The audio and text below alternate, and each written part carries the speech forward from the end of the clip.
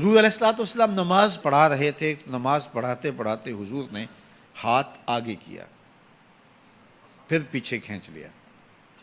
صحابہ نے دیکھا تو خیر سلام پھرا تو کسی نے کہا کہ آپ نے نماز پڑھاتے پڑھاتے ہاتھ آگے بڑھا لیا تھا تو پھر پیچھے کھینچ لیا، یہ کوئی خاص عمل ہے کہ آپ ہاتھ آگے بڑھایا پھر پیچھے کیا؟ فرمایا نہیں، جنت میں کھجوروں کا ایک خوشہ لٹک رہا تھا، جنت میں کھجوروں کا ایک خوشہ لٹک رہا تھا، میں تمہارے لیے توڑنے لگا تھا، پھر میں نے نہیں توڑا، کل قیامت کو ہی صحیح، اور اگر میں توڑ لیتا تم کھاتے رہتے قیامت تک ختم نہ ہوتا۔ کھڑے کہاں ہیں؟ مدینے میں، اور ہاتھ کہاں پہنچا؟ جنت میں، اور جنت کی کھجوریں بھی 500 سال کی اونچائی پر ہیں، اور جنت کہاں ہے؟ سدرۃ المنتہا کے پاس۔ جنت میں لگے ہوئے کھجور کے خوشے کو توڑنے کے لیے یہاں سے ہاتھ ڈال لیا، اور کہا پھر میں نے نہیں توڑا، توڑ لیتا تو قیامت تک ختم ہی نہ ہوتا، اتنا بڑا تھا۔ اچھا، آپ میں سے جو بڑا داراز قد شخص ہو تو وہ بھی ہاتھ اٹھائے تو کہاں تک پہنچے گا؟ اس پنکھے تک پہنچ جائے گا۔ ہم پنکھے کی ہائٹ اتنی رکھی ہوئی ہے کہ ہاتھ نہ پہنچے، لیکن کوئی معمول سے زیادہ قد آور ہو تو شاید اس کا پنکھے تک پہنچ جائے، چھت تک تو کسی کا نہیں پہنچ پائے گا۔ میں یہاں کھڑا ہوں، زمین سے 2 فٹ اونچا ہوں، لیکن میں بھی اگر ہاتھ اٹھاؤں تو میرا ہاتھ بھی چھت تک نہیں پہنچ پائے گا۔ ہاں، میری نظر آسمان تک جاتی ہے، اور جس کا ہاتھ جنت تک جاتا ہے اس کی نگاہیں کہاں تک جاتی ہیں؟ جس کا ہاتھ جنت تک جاتا ہے اس کی نگاہیں پھر کہاں تک پہنچتی ہیں؟ ڈٹھے ورق قرآن دے پھول سارے، تیری شان جیا نہیں کوئی ہور ڈٹھا، تیری شان دا کرے مقابلہ جڑا ان عاشقاں اصلی چور ڈٹھا۔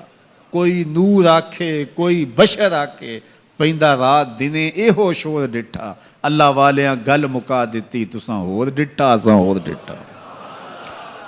جس کا ہاتھ جنت تک جاتا ہے اس کی نگاہ کہاں تک جاتی ہے؟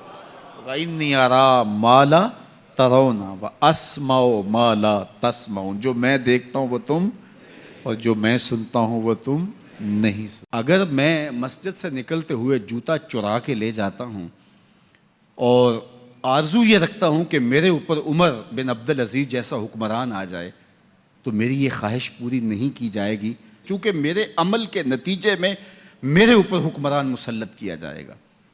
میں اپنے اندر جھانک کر کے دیکھوں، اپنے اندر اتر کے دیکھوں کہ میں کہاں کھڑا ہوں۔ میں اگر یہ دیکھتا ہوں کہ میرے اوپر بدترین حکمران مسلط کر دیے گئے ہیں، جو ملک کو دونوں ہاتھوں سے لوٹ رہے ہیں، ملک کے وسائل کو چاٹ رہے ہیں، تو میں خود دیکھوں کہ میں کہاں کھڑا ہوں۔ جب تمہارے اوپر نااہل حکمران مسلط کر دیے جائیں تو یہ تمہارے اعمال کی سزا ہے۔ ایک روایت میں آیا اعمالکم اموالکم، تمہارے اعمال ہی تمہارے اموال ہیں۔ حجاج بن یوسف بڑا ظالم شخص ہے۔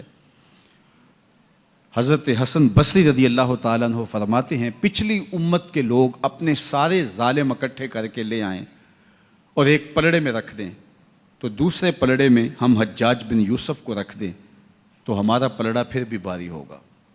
70,000 لوگ اس نے اپنے ہاتھوں سے قتل کیے، 90,000 لوگ اس کے حکم سے کٹے ہیں۔ بصرے کا ظالم ترین حکمران حجاج بن یوسف۔ لیکن کچھ لوگ تھے کہ جو اس کے سامنے بھی حق بات کر لیتے تھے، اگرچہ وہ بہت سخت تھا اور بات بات پہ گردن کاٹتا تھا۔ کہتے ہیں بصرے میں ایک فقیر آ گیا تو حجاج بن یوسف نے اسے بلایا اور کہا کہ میرے لیے کوئی وظیفہ بتائیے۔ تو اس نے کہا کہ تمہارے لیے بہترین وظیفہ یہ ہے کہ تم دوپہر تک سوئے رہا کرو۔ اس نے کہا یہ عجیب وظیفہ ہے۔ کہا ہاں، یہ تیرے حق میں اور امت کے حق میں بہتر وظیفہ ہے۔ کہا وہ کیسے؟ کہا تم دوپہر تک سوئے رہو گے تو اس کا نتیجہ یہ ہوگا کہ لوگ تیرے ظلم سے بچے رہیں گے اور تیرے بھی نامہ اعمال کے اندر گناہ کم درج ہوں گے، اس لیے تیرے لیے بہترین وظیفہ ہے کہ تو دوپہر تک سویا رہے۔ حضرت شیخ سعدی شیرازی فرماتے ہیں جس کے جاگنے سے اس کا سونا بہتر ہو، اس کے جینے سے اس کا مرنا بہتر ہوتا ہے۔ بدترین حکمران بصرے کا، انسانوں کا قاتل، بات بات پہ گردن کٹوا دینے والا. کسی نے کہا حجاج اگر تو بچہ تھا اس وقت تیری عمر اتنی زیادہ نہیں تھی لیکن تو نے دور عمر تو دیکھا ہوا ہے تو اتنا ظالمانہ انداز کیوں اختیار کیے ہوئے, تو حضرت عمر جیسا حکمران کیوں نہیں بن جاتا. تو جو حجاج نے جواب دیا وہ سنیے, 2 لفظ اس نے جواب دیا, تبازروا اتعمر لکم, تم ابو ذر غفاری جیسی رعایا بن جاؤ, میں عمر جیسا حکمران بن جاتا ہوں. جب رعایا ابو ذر غفاری جیسی ہو تو حکمران حضرت عمر جیسے ہوتے ہیں, اور جب رعایا ہی جور و ظلم کی خوگر ہو, اور اپنے رویوں کو ہم اگر دیکھیں کہ ہم کہاں کھڑے ہیں تو ہمارے اوپر ایسے لوگ ہی مسلط ہوتے رہیں گے.